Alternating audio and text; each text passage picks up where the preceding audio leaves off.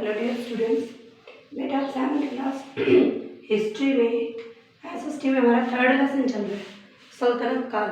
बेटा पिछली वीडियो में हमने पढ़ा था कि जो सल्तनत काल है वो 1206 से 1526 एडी तक चला। 1206 से 1526 एडी, ठीक है, एडी तक चला था। उसके बाद बेटा हमने पढ़ा था कि 1192 ईस्वी में तराइन के द्वितीय युद्ध में 1192 ईस्वी में जब तराइन का द्वितीय युद्ध हुआ था उस टाइम पर मोहम्मद गौरी ने पृथ्वीराज चौहान को हरा दिया था। तभी से ऐसा माना जाता है कि हिंदू शासन का अंत हो गया था और मुस्लिम शासन था वो उभर कर सामने आया था। उसके बाद जब मोहम्मद गौरी था कुतुबुद्दीन ऐबक को विजय क्षेत्रों का गवर्नर बना के स्वयं विदेश चला गया, ठीक है। उसके बाद 1206 ईस्वी में हिंदू खोरखों ने जो मोहम्मद गौरी था उसकी मृत्यु कर दी, ठीक है, मृत्यु कर दी। और जो कुतुबुद्दीन ऐबक था वो स्वतंत्र विजित राज्यों का राजा बन गया। उसके बाद बेटा हमने पढ़ा था 1206 से 1226 ईस्वी तक 5 वंश उभर कर सामने। 5 वंशों ने भारत के उत्तरी भारत पर राज्य किया था, जिसमें कौन कौन सा? तुगलक वंश, खिलजी वंश, कल हमने पढ़ा था तुगलक वंश के बारे में। तुगलक वंश, खिलजी वंश और गुलाम वंश, सैयद वंश और लोधी वंश, ठीक है। कल की वीडियो में बेटा हमने गुलाम वंश के बारे में पढ़ा था, ठीक है। आज हम पढ़ेंगे खिलजी वंश और तुगलक वंश। खिलजी वंश, खिलजी वंश बेटा खिलजी वंश में 1290 से 1320 ईस्वी तक 1290 से 1320 ईस्वी तक हमारे भारत के उत्तरी भागों पर राज किया था खिलजी वंश ने। 1290 से 1320 ईस्वी तक, ठीक है। खिलजी वंश की गद्दी पर सबसे पहले जो बैठा थे खिलजी वंश के संस्थापक कौन थे बेटा? जलालुद्दीन खिलजी। खिलजी वंश के संस्थापक थे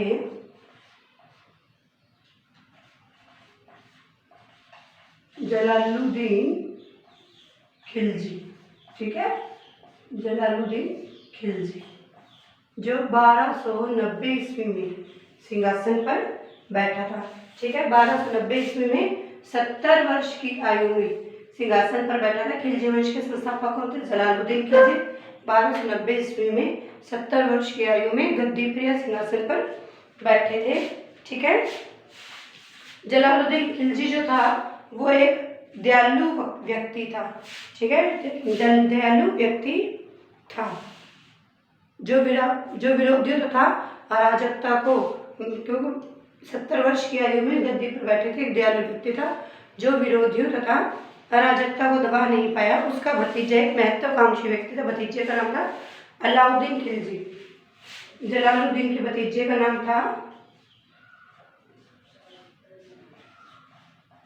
अलाउद्दीन खिलजी, जो एक बहुत ही जलालुद्दीन खिलजी के बाद गद्दी पर अलाउद्दीन खिलजी ही बैठा था, ठीक है।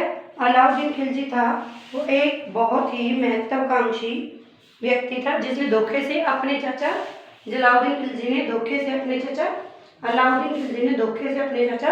जलालुद्दीन खिलजी की हत्या कर दी था। 1296 ईस्वी में सुल्तान बैठा अलाउद्दीन खिलजी। 1296 ईस्वी में सुल्तान बन बैठा राज्य गद्दी के कारण, इसने अपने चाचा की हत्या कर दी थी अलाउद्दीन खिलजी ने। अलाउद्दीन खिलजी 1296 से 1316 ईस्वी में 1296 से 1316 ईस्वी तक इसने शासन किया था। ये एक महान प्रतिभा सैनिक था, ठीक है। उसने मंगोल आक्रमणों से, जो अलाउद्दीन खिलजी था इसने मंगोल आक्रमणों से स्वयं की रक्षा की थी, ठीक है। ये जो है अलाउद्दीन खिलजी, इसने चित्तौड़ के राजा रानी पद्मावती, चित्तौड़ के राजा की पत्नी रानी पद्मिनी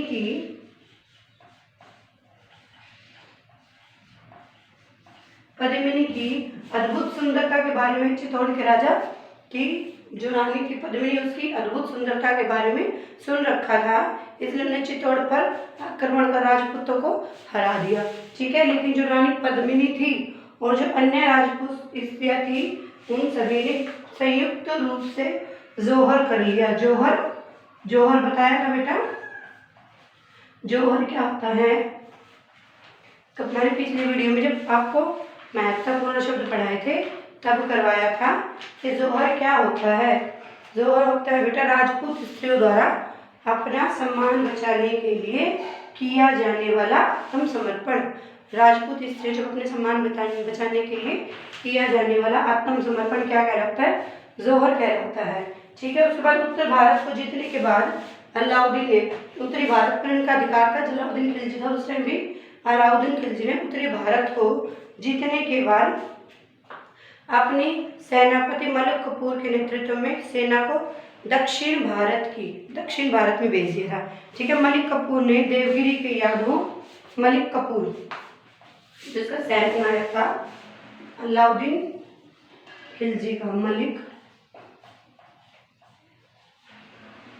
कफूर सेना नायक था जलाउद्दीन खिलजी का। इसने दक्षिण भारत के देवगिरी के यादवों को, बारबल के काकतीय तथा राज समुद्र के होयसलों को जीत लिया था। ठीक है।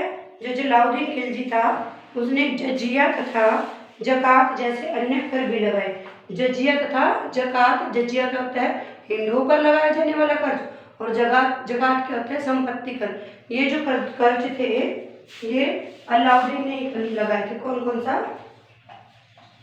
जजिया कर और जकात कर। ये कर भी अलाउद्दीन खिलजी ने ही लगाए थे। ठीक है। अलाउद्दीन ने बाजार नियंत्रण प्रणाली लागू की। अलाउद्दीन ने बाजार नियंत्रण प्रणाली लिखी थी और कुशल डाक प्रणाली भी अलाउद्दीन खिलजी ने ही आरंभ की थी। लेकिन 1316 ईस्वी के बाद खिलजी वंश, उसके बाद इसकी मृत्यु हो गई। 1316 ईस्वी के बाद खिलजी वंश अधिक दिनों तक शासन नहीं कर पाया और उनके शासन का अंत हो गया। गुलाम वंश का अंत हुआ तो खिलजी वंश उभर कर सामने आया, और जब खिलजी वंश का अंत हुआ तो एक और वंश उभर कर सामने आया था, तुगलक वंश। कौन सा था वो? तुगलक वंश। तुगलक वंश। ठीक है। अब हम अगली वीडियो में तुगलक वंश के बारे में पढ़ें। जो गयासुद्दीन तुगलक था, गयासुद्दीन तुगलक वंश का संस्थापक था। ठीक है। गयासुद्दीन तुगलक, और तुगलक वंश ने सन 1320 से 1414 ईस्वी तक, क्योंकि 1316 की मृत्यु के बाद 4 वर्षों तक और खिलजी वंश ने राज्य किया था, उसके बाद उनके राज्य का अंत हो गया था। ठीक है। और जो तुगलक वंश है वो 1320 से 1414 तक उन्होंने भारत के उत्तरी राज्यों पर अधिकार किया था। ठीक है। गयासुद्दीन तुगलक को तुगलक वंश का संस्थापक माना जाता है। किसको माना जाता है बेटा? गयासुद्दीन तुगलक को। गयासुद्दीन तुगलक जो है वो तुगलक वंश का संस्थापक माना जाता है, जिसे 1320 से 1325 5 वर्ष तक गयासुद्दीन तुगलक ने उत्तरी भारत पर राज्य किया था। ठीक है। उसने जो गयासुद्दीन तुगलक था उसने जो अलाउद्दीन खिलजी ने जो कर लगाए थे जकात और जजिया वाले, उन सभी कठोर कानूनों को और करों को समाप्त कर दिया था। ठीक है। उसने जन कल्याण के लिए बाग, नहर, किले का निर्माण किया। उसने दिल्ली के निकट तुगलकाबाद नगर बनाया। ठीक है। तुगलक वंश ने दिल्ली के निकट तुगलकाबाद नगर भी बसाया। तुगलकाबाद नगर दिल्ली के किनारे किसने बताया था? गयासुद्दीन तुगलक ने। ठीक है। उसके बाद गयासुद्दीन तुगलक की मृत्यु हो गई, असमय मृत्यु हो गई, और उसके बाद जॉन खां, इसके पुत्र का क्या नाम था? जॉन खां। लेकिन बाद में इसको क्या कहा? मोहम्मद बिन तुगलक। मोहम्मद बिन तुगलक गद्दी पर बैठा था। मोहम्मद बिन तुगलक, जब जॉन खां मोहम्मद बिन तुगलक, ठीक है, गयासुद्दीन का बेटा था, जो गयासुद्दीन के बाद मोहम्मद बिन तुगलक जो है वो तुगलक वंश की गद्दी पर बैठा था। ठीक है। मोहम्मद बिन तुगलक एक विद्वान किंतु विचित्र प्रकृति का, एक विद्वान था किंतु विचित्र प्रकृति का प्राणी था। काफी जो इतिहासकार है मोहम्मद बिन तुगलक को विरोधी गुणों का मिश्रण, सबसे बुद्धिमान मूर्ख, क्या क्या कहा जाता था इसे, विरोधी गुणों का मिश्रण, सबसे बुद्धिमान मूर्ख, या फिर लोग जो हैं उसे पागल बताते थे क्योंकि उसकी कट्टर उलेमाओं के राजनीतिक अधिकारों को कम करके उन्होंने अपने शत्रु बना लिए थे, क्योंकि उसने समय में अपने काफी शत्रु बनाए थे। ठीक है, उसकी सफलता निम्नलिखित कारणों से, किस किस कारण से एक अच्छा राजा नहीं बन पाया, क्योंकि सेना के लिए अतिरिक्त धन जुटाने के लिए, अपनी सेना बढ़ाने के लिए और अतिरिक्त धन जुटाने के लिए उसने 1326 में दोआब प्रदेश के 1326 ईस्वी में दोआब प्रदेश में 1326 ईस्वी में दोआब प्रदेश में जो किसान थे उनके करों को बहुत ज़्यादा बढ़ा दिया था।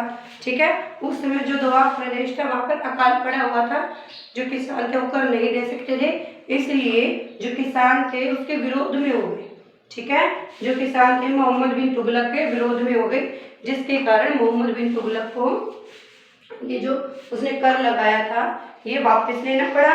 उसके बाद 1326 ईस्वी में ये हुआ, फिर 1327 ईस्वी में अपनी जो राजधानी थी दिल्ली, इसकी राजधानी कौन सी थी बेटा, दिल्ली, उसको देवगिरी में स्थानांतरण करना चाहता था, देवगिरी में बदलना चाहता था। उसकी जो राजधानी थी दिल्ली उसको कहाँ ले जाना चाहता था, देवगिरी ले जाना चाहता था। तो देवगिरी का नाम क्या रखा उसने, दौलताबाद, क्या रखा, दौलताबाद। 1326 ईस्वी में कर लगा, फिर 1327 ईस्वी में जो उसके राज्य की राजधानी दिल्ली थी। ठीक है, लेकिन दिल्ली को कहाँ शिफ्ट करने जाना चाहता था, अपनी राजधानी को देवगिरी में, क्योंकि वो जो पश्चिमी राज्य थे उस पर भी अधिकार जमाना चाहता था। ठीक है, और देवगिरी का नाम उसने क्या रखा था, दौलताबाद। उसके बाद दिल्ली से देवगिरी जाने तक बहुत ज्यादा जान और माल की हानि हुई थी। ठीक है, अगर वो दौलताबाद चला जाता तो उत्तरी जो भारत की सीमाएं थी उस पर से उसका नियंत्रण हट जाता।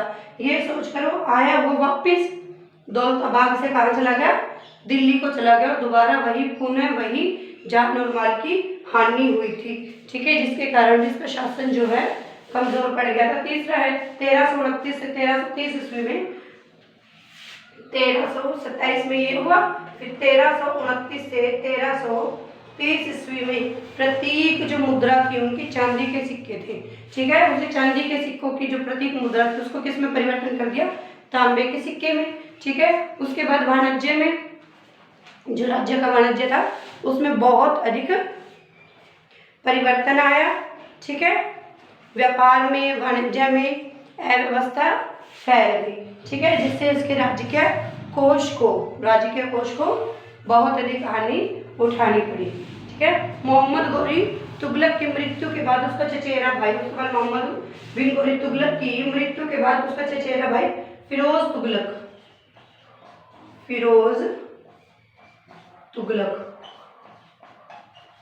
सबसे पहले कौन बैठा, गयासुद्दीन तुगलक 1320 में। फिर गयासुद्दीन तुगलक की मृत्यु के बाद मोहम्मद बिन तुगलक, गयासुद्दीन का पुत्र था।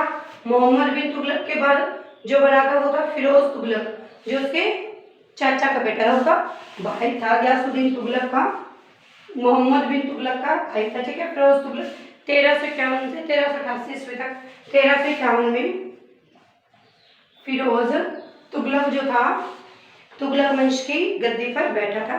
ठीक है, वह एक कट्टर सुन्नी मुसलमान था, हिंदुओं के प्रति असहिष्णु था, एक कट्टर मुसलमान था। ठीक है, अपने सरदारों तथा उलेमाओं को खुश करने के लिए उन्हें जमीनें दी, सरदारों उलेमाओं को खुश करने के लिए फिरोज तुगलक ने उन्हें बहुत सारी जमीनें दी थी। ठीक है, उसके बाद जो है बेटा उसने बहुत से सार्वजनिक स्थानों का निर्माण किया, न्यायिक व्यवस्था में सुधार किए। ठीक है, जो गयासुद्दीन, ये जो फिरोज तुगलक था उसे शहर या नगर बसाने का बहुत शौक था, इसलिए उसने हिसार, फिरोजपुर, जैनपुर तथा फिरोजाबाद जैसे, हिसार, फिरोजपुर, जैनपुर तथा फिरोजाबाद जैसे नगर किसने बसाए थे, फिरोज तुगलक ने। ठीक है बेटा, उसके बाद फिरोज तुगलक ने अपने अपराधियों को यातना देने वाली प्रथा को भी समाप्त कर दिया। जो अंतिम शासक था इसका तुगलक शासक नसीरुद्दीन मोहम्मद तुगलक। अंतिम शासक कौन था बेटा? इसके बाद कौन था? नसीरुद्दीन